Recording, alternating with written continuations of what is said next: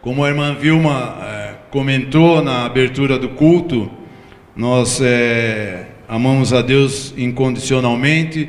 Temos visto que nosso país e outros países aí pelo mundo afora estão passando por grandes lutas envolvendo governos, envolvendo pessoas, no que diz respeito à corrupção, a falcatruas, a injustiças.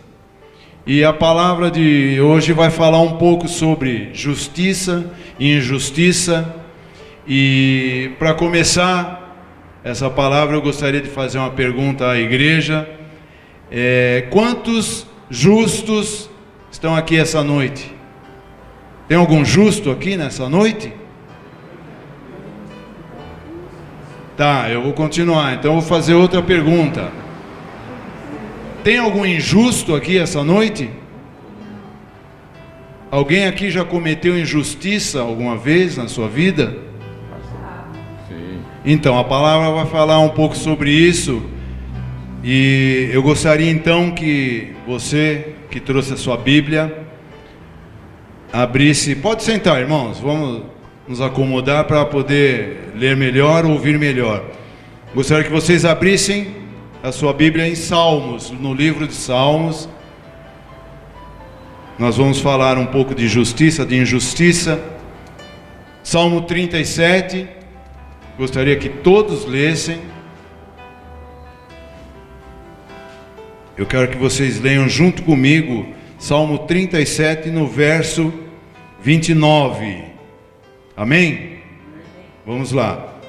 Os justos herdarão a terra e habitarão nela para sempre.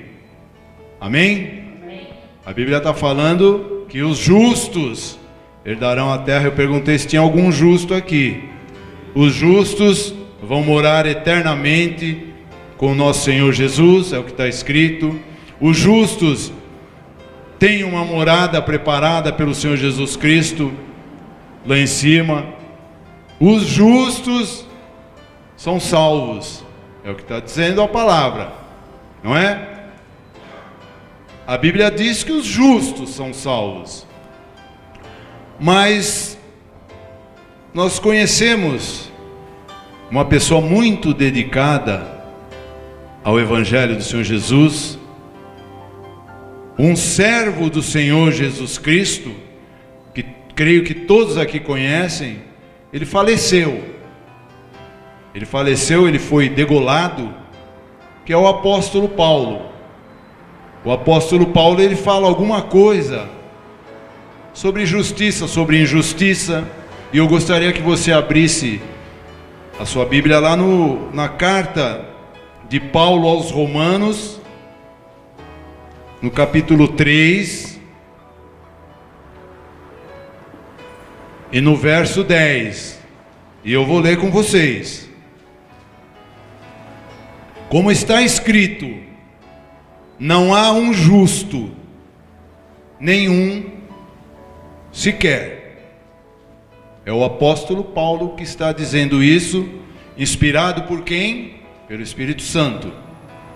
Então ele está dizendo que não tem um justo sequer, não há justos, não existem justos. É o que o apóstolo Paulo está dizendo. E por quê que não há justo algum, não há nenhum sequer? O próprio apóstolo Paulo, ele vai responder aí no versículo 23, dá uma olhadinha. Por que não existem justos? Eu vou ler para vocês. Romanos 3, 23, diz o Senhor: porque todos pecaram e destituídos estão da glória de Deus. Então, em primeiro lugar, irmãos, a Bíblia diz que não há justos. Davi diz que não pode deixar de existir justos, que existem justos, que os justos vão herdar a vida eterna. E Paulo diz que não há justo algum. E agora, como é que fica? Quem que vai ser salvo se não tem justos? Ele diz que só os justos vão herdar a vida eterna. E como é que fica isso então? Eu vou explicar para vocês por que só os justos herdam a vida eterna. Romanos 3:23 disse que todos pecaram, amém? Então é por isso que não existem justos, porque todos pecaram e assim ninguém pode ser considerado justo diante de Deus, mas somos todos considerados ímpios, injustos, pecadores. Nenhum de nós, irmãos, nenhum de nós é livre do pecado. Está repreendido em nome de Jesus. Pelo contrário, nós somos todos dominados pelo pecado. E se somos dominados pelo pecado, não podemos ser considerados justos diante de Deus, mas injustos, ímpios e pecadores. Irmãos, e nessas condições, qual seria o justo pagamento que teríamos de receber da parte de Deus, por sermos pecadores, injustos, ímpios? Qual seria o justo pagamento por essas nossas transgressões? Está aí em Romanos, nós vamos ficar bastante no livro de Romanos. Dá um pulinho no Romanos 6, no verso 23. Porque o salário do pecado é a morte. Para aí. Nós podemos considerar essa morte como sendo a total separação entre Deus e o homem, que comumente na Bíblia é chamado de inferno. Esse é o destino dos injustos, dos ímpios, dos pecadores. E em segundo lugar, a pergunta que fica a partir daqui é: quem então são os justos que vão herdar a vida eterna? Quem são os justos que vão ser salvos? É o que a palavra quer nos mostrar. E eu vou responder para vocês. Esses justos que Davi falou e comentou no Salmo 37, são aqueles injustos que foram justificados pela morte do nosso Senhor Jesus Cristo na cruz. São esses aí. O Senhor Jesus Cristo deu a sua vida para nos justificar. Então são esses os justos. São justificados pelo sangue do Senhor Jesus Cristo, pelo amor que Deus tem por nós, pelas suas criaturas, pelos seus filhos. Ele deu o seu melhor. Ele enviou o seu Filho para morrer no nosso lugar, para que pudéssemos ser considerados justos. Então Deus, por nos amar tanto, Ele deu o seu Filho para nós. Deu para morrer no teu lugar, deu para morrer no seu lugar, irmã Cida. Irmão Maurício, Jesus Cristo morreu no seu lugar. Então você foi justificado. Eu fui justificado. Nós, irmãos, por nós mesmos, não temos condições nenhuma de nos tornarmos, nos fazermos justos diante de Deus. Nós não temos nenhuma condição para isso. Mas Deus enviou um que tinha a condição de nos fazer justos, de nos justificar. Ele enviou o seu melhor. Enviou Jesus, não enviou um anjo, um querubim, um serafim. Ele enviou o seu Filho Jesus Cristo e nos fez justos. Por amor a Deus, Jesus Cristo se entregou naquela cruz. E por amor a nós, Deus entregou o seu Filho Jesus. Dá uma olhada em Romanos 5. Vê aí Romanos 5:8 que diz: mas Deus prova o seu amor para conosco, em que Cristo morreu por nós, sendo nós ainda pecadores. Então, irmãos, se Jesus Cristo nos justificou, logo não podemos mais ser considerados injustos.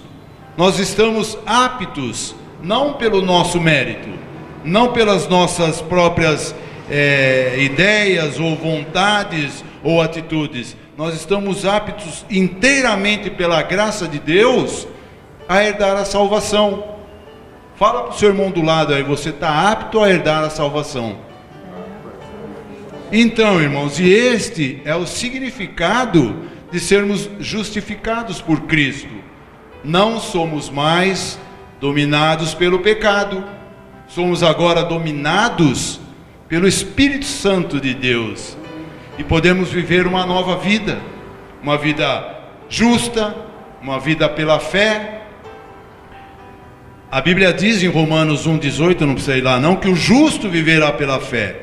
Então, se estamos justificados, irmãos, o pecado não pode mais nos dominar. Não podemos mais deixar que as mazelas do diabo venham a nos influenciar a voltar às práticas antigas e pecaminosas. Não podemos deixar que essas práticas mundanas voltem a nos influenciar. Por quê? Porque somos justificados. Nosso caráter tem que estar transformado, nossa conduta principalmente. Quer ver um exemplo de conduta na Bíblia? Dá um pulo, volta lá em Salmos, no livro de Salmos. Salmo de número 1. Está no meio da Bíblia, espero todos acharam? Salmo 1. No versículo 1, ele é dividido em 3 partes, eu vou ler por partes, tá?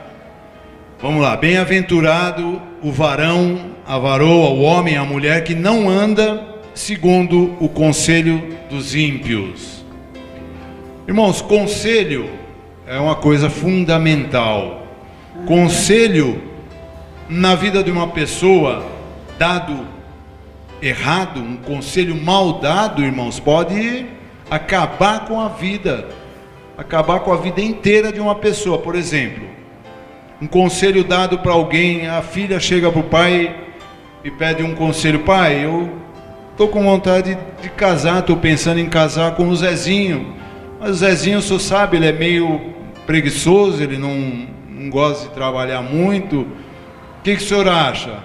Aí o pai responde: ah, filha, hoje em dia, casa, hoje em dia não deu certo, faz o casamento, separa. É um conselho mal dado, irmãos. Conselho que pode arruinar, isso é um exemplo, arruinar a vida de uma pessoa. Eu enxergo desta maneira: nós cristãos, quando necessitamos de um conselho para alguma situação em nossas vidas, nós cristãos devemos procurar quem nós sabemos que serve ao Deus Altíssimo, um servo do Senhor. Procura um irmão, procura uma irmã, um pastor, uma pastora, para te aconselhar, para te dar uma direção. Não sai por aí procurando qualquer um, não. Procura quem serve a Deus. Pensou, você bate no seu vizinho do lado lá, você sabe que ele de sexta-feira à noite vai tocar uns tambor por aí, e você vai ouvir barulho a vida inteira. Então, sabe, conselho, peça a quem serve a Deus. Peça primeiramente a Deus para te mostrar quem você pode se aconselhar. Amém, igreja?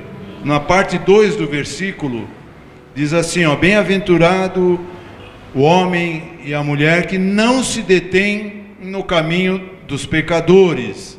Aqui, pecadores, irmãos, são aquelas pessoas que estão em aberta transgressão à lei de Deus. O caminho dessas pessoas é caminho de egoísmo, é caminho de avareza, é caminho de cobiça, caminho de orgulho. Então, irmãos, não se detenha nesses caminhos, passa de largo.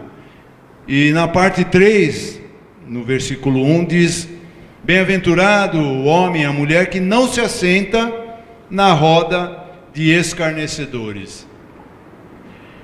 Irmãos, escarnecedor é aquela pessoa que gosta de zombar, é aquela pessoa que gosta de criticar maldosamente, que gosta de ridicularizar. Roda de escarnecedor é reunião de zombadores, é reunião daqueles que gostam de piadinhas, que ridicularizam até as coisas de Deus, até as pessoas que servem a Deus. Tipo, Olha lá vai a crentinha para a igreja. E olha lá a Bíblia lá indo para a igreja. Aleluia, irmão. Esses são os escarnecedores. Irmãos, deixa essa gente para lá. Não vai lá querer achar, eu vou lá e vou evangelizar eles. Não, eles estão numa rodinha. Essa roda é de zombadores. Espera o momento certo. Espera um desses da rodinha estarem sozinho. Aí você vai junto com o Espírito Santo, aí você vai evangelizar. Agora quando eles estiverem reunidos em rodinha, não vai, deixa eles para lá, irmãos. E no próprio Salmo 1, no verso 2, diz assim a palavra: antes temos ouvido que o prazer destas pessoas que não andam na roda de escarnecedores, que não se assentam com pecadores, antes temos ouvido o seu prazer na lei do Senhor, e na lei do Senhor meditam de dia e de noite. Irmãos, quem anda na lei do Senhor, quem medita na lei do Senhor de dia e de noite, quem lê a palavra, quem está sempre ali andando nos retos caminhos do Senhor, não peca. Quem é servo de Deus não peca. Não peca. A palavra diz que não peca. Agora, quem anda na lei do Senhor não pode pecar. Não é que não peca, não pode, não deve, não quer. Quem está sempre ali, lendo a palavra, pregando a palavra, evangelizando, não quer pecar. Mas, irmãos, o Espírito Santo me deu alguns versículos, como dizia o pastor Roberto, duros de se ouvir, mas a palavra de Deus, ela é incisiva para quê? Para nos edificar. São versículos duros que o Espírito Santo mandou pregar, eu vou pregar, vou ler com vocês, mas eu tenho uma boa notícia. Quem escreveu, inspirado pelo Espírito Santo, esses versículos, foi um discípulo que o Senhor Jesus amava. Acho que todos sabem quem é. João, discípulo que o Senhor Jesus amava, escreveu esses versículos inspirado pelo Espírito Santo. Então, para encerrar, para começar a encerrar a palavra, vamos lá. 1 de João, primeira carta do apóstolo João, no finzinho da Bíblia. Se você quiser, vai lá em Apocalipse, vem voltando, Judas. Primeira carta do apóstolo João, capítulo 3, no verso 6 ao 16, eu vou ler com vocês. Não atirem o sapato, não fui eu que escrevi, foi o Espírito Santo. Amém? Capítulo 3, verso 6, diz o Senhor: qualquer que permanece em Jesus Cristo não peca. Qualquer que peca, não o viu, nem o conheceu. Filhinhos, ninguém vos engane.